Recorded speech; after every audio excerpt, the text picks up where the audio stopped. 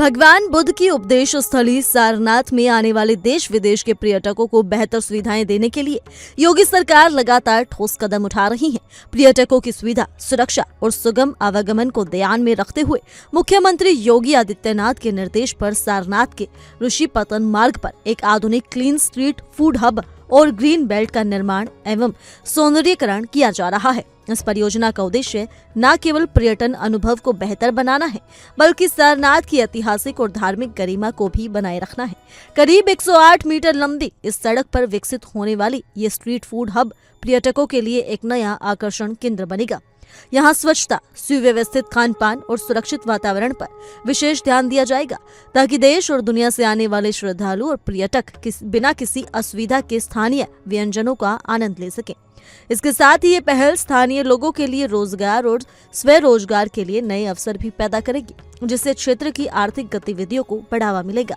इस पूरे क्षेत्र का निर्माण कार्य बौद्ध पैगोडा शैली की वास्तुकला के अनुरूप किया जा रहा है, ताकि इसका स्वरूप सारनाथ की ऐतिहासिक, सांस्कृतिक और धार्मिक पहचान से मेल खा सके। हरे भरे ग्रीन बेल्ट के माध्यम से पर्यावरण संरक्षण पर भी जोर दिया जा रहा है, जिससे ये इलाका न सिर्फ सुंदर बल्कि पर्यावरण के अनुकूल भी बनेगा। सारनाथ में ये पहल काशी क्षेत्र के समग्र विकास की दिशा में एक महत्वपूर्ण कदम मानी जा रही है। योगी सरकार का प्रयास है कि सांस्कृतिक विरासत का संरक्षण करते हुए आधुनिक सुविधाओं का विस्तार किया जाए, ताकि पर्यटन को बढ़ावा मिले और स्थानीय लोगों को उसका सीधा लाभ मिल सके। निर्माणाधीन ये क्लीन स्ट्रीट फूड हब और ग्रीन बेल्ट नए साल में सारनाथ को मिलने वाली एक खास सौगात होगी, जो क्षेत्र के विकास और पहचान को नई ऊंचाई देगी। ऐसे में देखिए हमारे रिपोर्टर नित्यानंद मिश्रा की ये खास रिपोर्ट। भगवान बुद्ध की उपदेश स्थली पर बनाए जा रहे हैं हाईटेक स्ट्रीट फूड हब। मौजूदगी हमारी सारनाथ में, और हमारे पीछे आप ये देख सकते हैं जो दुकानें आपको छोटी छोटी दिख रही होंगी, ये वाराणसी स्मार्ट सिटी द्वारा स्ट्रीट फूड हब बनाए जा रहे हैं, जिनमें कुल 13 दुकानें बनाए जा रही हैं। इसके साथ ही मैं बता दूं, भगवान बुद्ध की उपदेश स्थली है सारनाथ, जहां भारी संख्या में जो पर्यटक हैं, श्रद्धालु हैं, वो पहुंचते हैं भगवान बुद्ध का दर्शन करने, क्योंकि भगवान बुद्ध ने पहली बार यहीं पे अपने 5 शिष्यों को उपदेश दिया था। इसके बाद दूर दराज से लोग यहाँ पहुंचते तो हैं, मगर यहाँ पे स्थायी जो काशी के सांस्कृतिक व्यंजन है उसका अभाव देखने को मिलता था, क्योंकि यहाँ पे कोई भी स्ट्रीट फूड नहीं था। इसके चलते लोग दूर दराज जाते थे। अगर चाट की बात की जाए, क्योंकि काशी का चाट भी बड़ा मशहूर है, तो घाट के साइड जाना पड़ता था। इसके साथ ही अन्य व्यंजन के लिए भी गंगा घाट और गदौरिया का रुख करना पड़ता था। मगर वाराणसी स्मार्ट सिटी द्वारा अब ये सारनाथ में जो हाईटेक स्ट्रीट फूड हब बनाया जा रहा है, इसके चलते लोगों को और कहीं जाना नहीं पड़ेगा। एक ही स्थान पर वो भगवान बुद्ध की उपदेश स्थली पर भी रहेंगे और साथ ही यहाँ के जो स्थानीय व्यंजन है उसका भी आनंद लेंगे।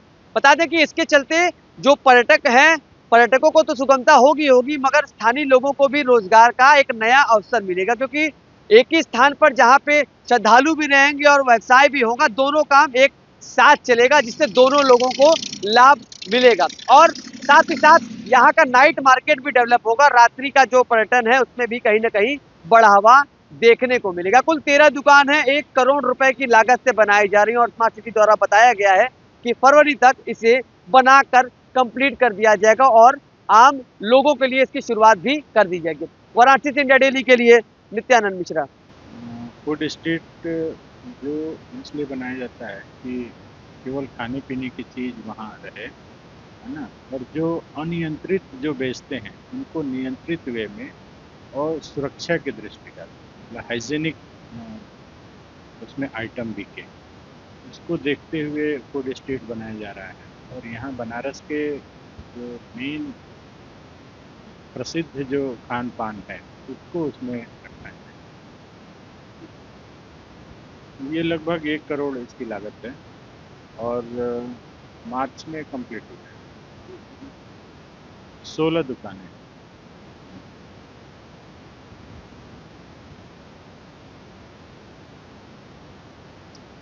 जनता को तो जो अनियंत्रित जो वेंडर होते हैं, जो इधर उधर अनियंत्रित दुकान लगाते हैं, उन्हीं को सुनियोजित तरीके से डेवलपमेंट और डूडा के थ्रू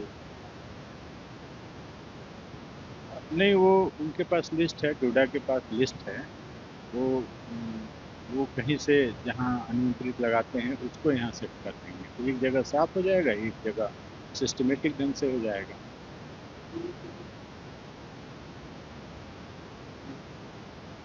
हाँ, हाँ, तो उसी का प्रावधान किया गया है कि यहाँ पे जो जो चाट है, मिठाइयों है या कुछ इस तरह का खान-पान है, उनको इसमें लिया जाएगा। लस्सी है, चाय है, ये 2 महीने में 3 महीने में कंप्लीट होगा। अच्छा, सुंदरता तो है, देखने में भी लग रहा है जिस तरह कार्य चल रहा है, तो सच्चा ही है। बढ़िया खाने के लोगों को मिलेंगी, सुविधाएँ मिलेंगी।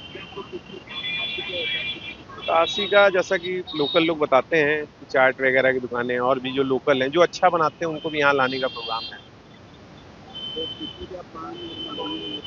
नहीं, नहीं, पान-वान का नहीं, ये प्रॉपर फूड स्ट्रीट है, तो खाने की ही चीज़ें यहाँ पे रहेंगी। पर्यटन के हिसाब से सारनाथ तो सबको पता है कि अच्छी जगह है और ये एक और 4 चाँद लग जाएगा अगर ये बढ़िया तरीके से चल गया तो। और जैसा कि लोग बताते हैं फरवरी तक कंप्लीट होने का है। हाईटेक इसलिए है यहाँ पे पर्यटकों को देखते हुए बनाया गया है यहाँ पे।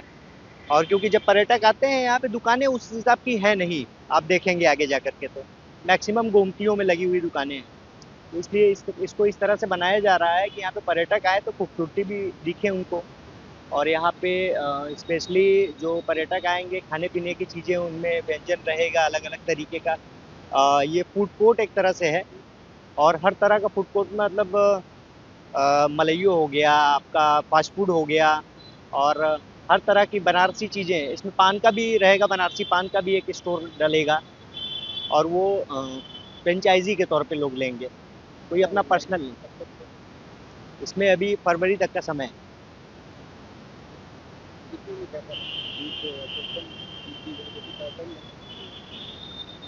हाँ जी, सॉरी। हाँ, अब हाईटेक इन द सेंस अब देखिए जैसे कि कैंट पे बना हुआ था नाइट मार्केट, वो तो फिलहाल नहीं है लेकिन ये नाइट मार्केट के तौर पे उभर के आएगा और ये बहुत तेज़ी से डेवलप हो रहा है। 6 महीने में लगभग रेडी है आपका। फरवरी तक में आपको हैंडओवर भी हो जाएगा ये स्मार्ट सिटी को। तो फिलहाल के लिए सिर्फ इतना ही। ज्यादा जानकारी के लिए जुड़े रहिए इंडिया डेली के डिजिटल प्लेटफॉर्म के साथ।